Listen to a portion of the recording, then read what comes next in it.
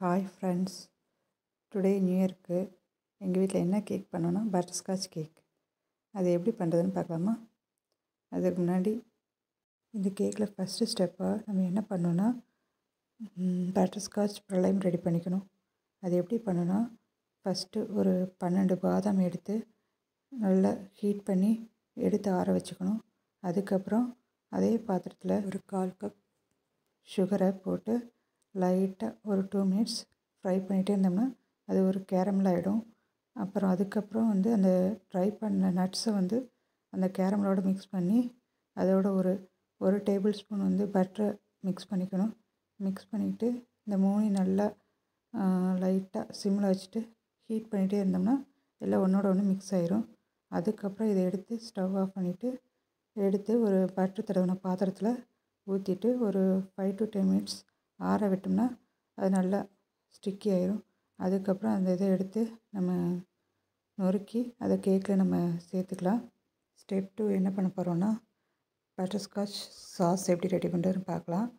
ஒரு சின்ன அடிகனமான பாத்திரத்தை எடுத்துகிட்டு ஸ்டவ்வை சிம்மில் வச்சுக்கிட்டு சுகரு ஒரு 1/2 கப்பு ஆட் பண்ணி லைட்டாக ஃப்ரை பண்ணிகிட்டே இருந்தேன். ஒரு 2 மினிட்ஸ் ஃப்ரை பண்ணும்போது சுகர் லைட்டாக அப்படியே மெல்ட் ஆக ஆரம்பிக்கும்.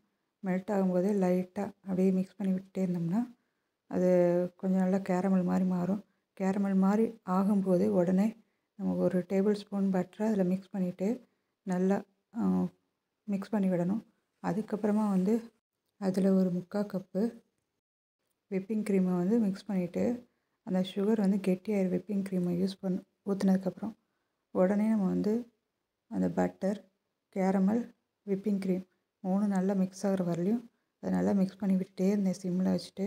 மிக்ஸ் பண்ணிகிட்டே இருக்கும்போது ஃபைனலாக அது எல்லாம் மெல்ட் ஆகி ஒரு மாதிரி தண்ணியாட்டம் வரும்.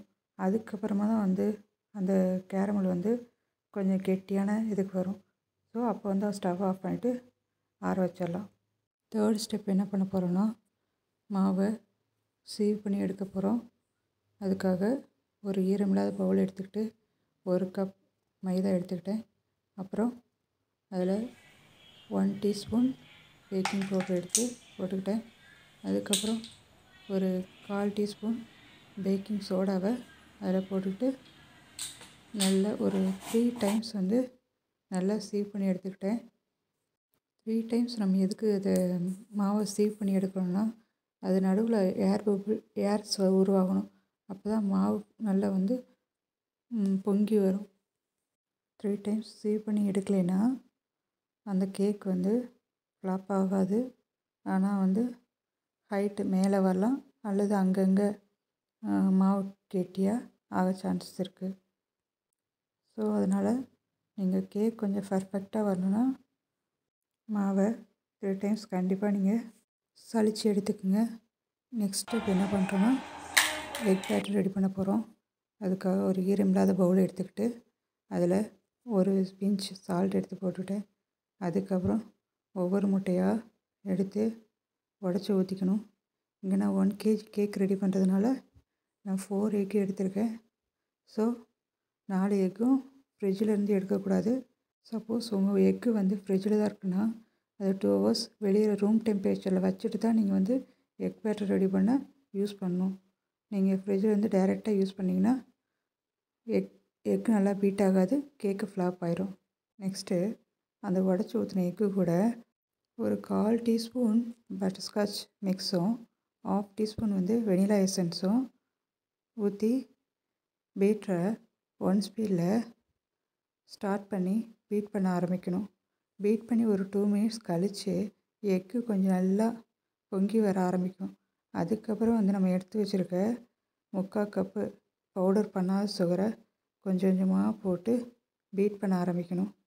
சுகரை எக்கோட 3 to 4 டைம்ஸ் ஆட் பண்ணதுக்கப்புறம் அது வரைக்கும் பீட்டரை 1 ஸ்பீட்லேயே மிக்ஸ் பண்ணி கொடுக்கணும். அதுக்கப்புறமா அந்த சவுண்டு பாத்திரத்தில் சவுண்டு கேட்கும், சுகரோட சவுண்டு. அது கேட்காத போது பீட்டரை 5th ஸ்பீடில் போட்டு நல்லா ஃபாஸ்ட்டாக ஒரு 3 மினிட்ஸ் to 5 மினிட்ஸ் நல்லா பீட் பண்ணும்போது அந்த முட்டை லைட்டாக எல்லோ கலரில் மாறி வரும். மாறி வந்ததுக்கப்புறம் அந்த பீட்டரை ஸ்டாப் பண்ணிவிட்டு செக் பண்ணும்போது ஃபோல்ட் ஆகும் அந்த எக் பேட்ரு.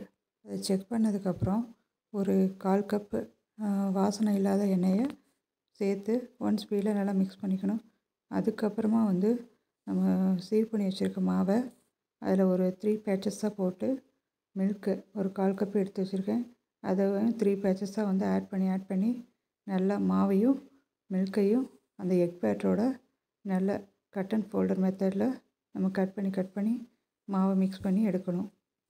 மாவை ரொம்ப அழுத்தி ஸ்பேச்சுலாவில் மிக்ஸ் பண்ணக்கூடாது. அழுத்தும் போது முட்டையில் இருக்க ஏர் பபிள்ஸ் வந்து அடங்கிரும். அதனால் முட்டையும் மாவையும் கட் அண்ட் ஃபோல்டர் மெத்தடை பயன்படுத்தி ஜென்டிலாக மிக்ஸ் பண்ணி எடுத்துக்கணும். ஒருவேளை மாவை நீங்கள் எல்லாம் மிக்ஸ் பண்ணாமல் விட்டாலும் அங்கங்கே மாவு உருண்டு குட்டி குட்டி உருண்டையாக கேக் பேக் ஆனதுக்கப்புறம் அடியில் வந்து நிற்கும். ரெடி பண்ண மாவு பேட்டரை ஒரு 8 இன்ச் ட்ரேயில் நான் ஊற்றி அதை ஒரு 20 மினிட்ஸ் ப்ரீ ஹீட் பண்ண ஒரு அடிக்கனமான பாத்திரத்தில் நான் உள்ளே வச்சு ஒரு 40 மினிட்ஸ் வந்து பேக் பண்ணிட்டேன். நெக்ஸ்ட்டு சுகர் சிரப் எப்படி ரெடி பண்ணுறதுன்னு பார்க்கலாம். ஒரு பாத்திரத்தை எடுத்துக்கிட்டு அதில் ஒரு 1/4 கப் சுகர் எடுத்துக்கிட்டேன். அது கூட ஒரு 1/2 கப் வாட்டர் ஆட் பண்ணி ஒரு மீடியம் ஃப்ளேமில் ஒரு 3 to 5 மினிட்ஸ் ஹீட் பண்ணும்போது அந்த சுகர் எல்லாம் மெல்ட் ஆகி தண்ணி மாதிரி ஆயிரும். அது போதும், கேரமல் ஆக தேவையில்லை. நெக்ஸ்ட்டு வந்து பேக் ஆகிட்டுருக்க கேக்கை ஒரு 40 மினிட்ஸ் கழித்து செக் பண்ணும்போது கேக் நல்லா பேக் ஆகி வந்திருந்தது. அது மேலே பார்த்தாலே தெரியும் நல்லா பேக் ஆகிருக்கு. ஸோ நான் இறக்கி கூல் பண்ண விட்டுட்டேன்.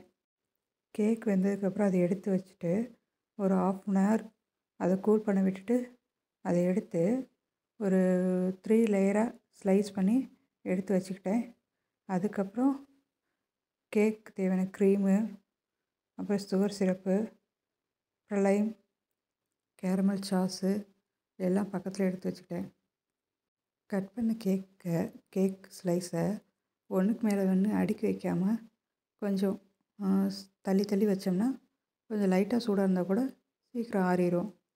கேக்கை 3 லேயராக கட் பண்ணதுக்கப்புறம் ஒரு 1 கப் விப்பிங் க்ரீமை ஒரு ஈரமில்லாத பவுலில் எடுத்துக்கிட்டு அதில் பீட்டரை வச்சு ஒரு ஸ்பீட்லேருந்து ஆரம்பித்து 5 ஸ்பீடு வரலையும் நம்ம பீட் பண்ணி எடுக்கணும். எடுத்த விப்பிங் க்ரீமோட ஒரு 2 டேபிள் ஸ்பூன் சுகர் ஆட் பண்ணிக்கணும். அப்புறம் 2 ட்ராப்ஸு பட்டர்ஸ்காட்ச் மிக்ஸு ஆட் பண்ணிக்கணும். இதெல்லாம் ஆட் பண்ணி 1 ஸ்பீடில் நல்லா பீட் பண்ணதுக்கப்புறம் 2 ஸ்பீடு, அப்புறம் 3 ஸ்பீடு, அப்புறம் 4 ஸ்பீடு எல்லாமே 1 மினிட் நல்லா பீட் பண்ணி எடுக்கணும். இதோட yellow food colour 2 drops use பண்ணியிருக்கேன். நெக்ஸ்ட்டு ப்ரலைம் வந்து கெட்டி ஆகிடுச்சு ஃபைனலாக பார்க்கும்போது கூலானதுக்கப்புறம். ஸோ அதில் நான் வந்து இன்னும் ஒரு 2 டேபிள் ஸ்பூன் வந்து விப்பிங் க்ரீம் ஆட் பண்ணி ஹீட் பண்ணி மிக்ஸ் பண்ணிக்கிட்டேன். ஃபைனலாக கேக் எப்படி அசம்பிள் பண்ணுறதுன்னு பார்க்கலாம். ஃபஸ்ட் லேயருக்கு முன்னாடி கேக் போலில் ஒரு டேபிள் ஸ்பூன் க்ரீம் அப்ளை பண்ணிவிட்டு அதுக்கு மேலே ஃபஸ்ட் லேயர் கேக்கை வச்சுட்டு அதில் சுகர் சிரப்பை அந்த கேக் ஃபுல்லாக வெயிட் பண்ணிக்கிட்டேன். அதுக்கப்புறம் நான் ஸ்பேச்சுலாவே யூஸ் பண்ணி கேக் க்ரீமை கேக் ஃபுல்லாக அப்ளை பண்ணிக்கிறேன். ஃபஸ்ட் லேயர் கேக்கில் ஃபஸ்ட்டு க்ரீமை அப்ளை பண்ணிவிட்டு க்ரீமுக்கு மேலே பட்டர்ஸ்காட்ச் சாஸை ஒரு 2 to 3 டேபிள் ஸ்பூன் வந்து ஃபுல்லாக பரப்பி விட்டுட்டு அதுக்கு மேலே வந்து பொடி பண்ண பட்டர்ஸ்காட்ச் ப்ரலைமை வந்து போட்டு எல்லா பக்கமும் நல்லா மிக்ஸ் பண்ணி விட்டுக்கிறேன். அப்படியே ஃபஸ்ட் லேயரை கம்ப்ளீட் பண்ணிடுறேன். நெக்ஸ்ட் லேயர் கேக்கு இப்படி தான். நெக்ஸ்ட் லேயர் கேக்கை எடுத்து வச்சுட்டு அதுக்கு மேலே சுகர் சிரப்பை அப்ளை பண்ணிக்கணும்.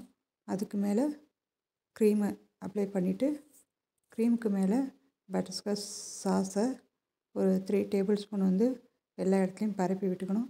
நெக்ஸ்ட்டு வந்து பட்டர்ஸ்காட்ச் ப்ரலைமை வந்து எல்லா இடத்துலையும் உடச்சி குட்டி குட்டி பீஸாக போட்டு செகண்ட் லேயரும் கம்ப்ளீட் பண்ணிக்கணும். ஃபஸ்ட்டு 2 லேயர் கேக் எப்படி அசம்பிள் பண்ணமோ அதே மாதிரி தான் 3rd லேயரும் அசம்பிள் பண்ணோம். 3rd லேயரை எடுத்து வச்சுட்டு அதுக்கு மேலே சுகர் சிரப்பை அப்ளை பண்ணிவிட்டு அதுக்கு மேலே விப்பிங் க்ரீமை எடுத்து கேக் ஃபுல்லாக அப்ளை பண்ணிவிட்டு சைடில் எல்லாம் க்ரம் கட் கொடுத்துக்கணும்.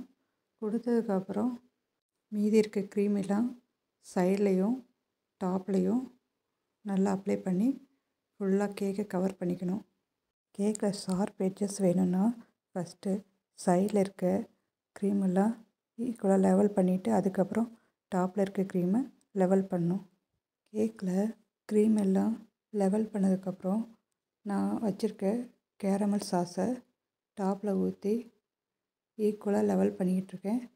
லெவல் பண்ணி முடித்ததுக்கு அப்புறமா அதுக்கு மேலே நுணுக்கி வச்சுருக்க பட்டர்ஸ்காட்ச் ப்ரைலைமை மேலே அப்படியே எல்லா இடத்துலையும் தூவி விட்டுறணும்.